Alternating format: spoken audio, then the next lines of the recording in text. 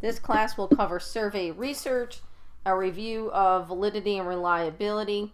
There will also be a 5-question quiz that goes along with the podcast. So what is a survey? Many of you are planning to do surveys for your thesis work, and so it's descriptive research, practices, opinions, especially those of us that are in education, business, psychology. We are probably going to do a lot of survey-based research. There are 3 different types of surveys: questionnaires, which most of us are probably used to doing, Likert scale type of instruments; interviews, which can be, are typically going to be smaller samples, more focus group type; and then normative, where they do large surveys and they develop norms, say like physical fitness norms or norms for the military on the push-ups. So with surveys, they're not experimental research because there really is no real independent variable manipulation, but there still is something that you want to capture. So you're looking at maybe a specific group, and you're also looking at a specific outcome or dependent variable. The good news is your results consist only of the responses that you get. And there may be a place for comments, but if you don't, then all you're going to have is just the quantitative results, the Likert square.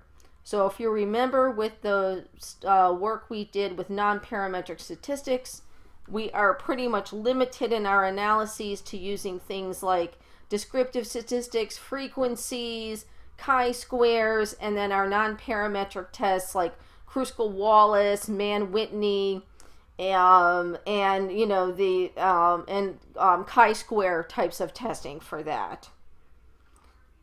So most of us are familiar with the questionnaire type of surveys, pencil and paper, sort of going by the wayside, although in certain situations we have found it to work well. For example, if you're meeting with one of the athletic teams, oftentimes having them do the pencil and paper version in a team meeting, you're probably more likely to get data, versus if you're sending out something that is web-based, it's much easier to send that out, but it's a little harder to get the responses.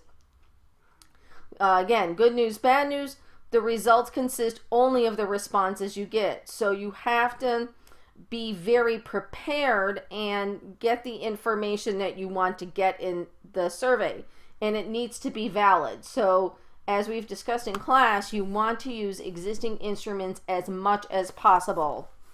You're not looking at behaviors, so there's no gold standard.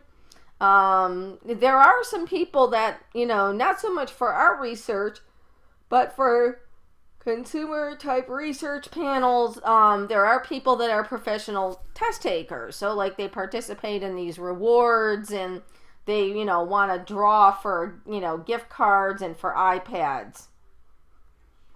So what you need to know before you develop the survey, you want to know what you're going to be measured.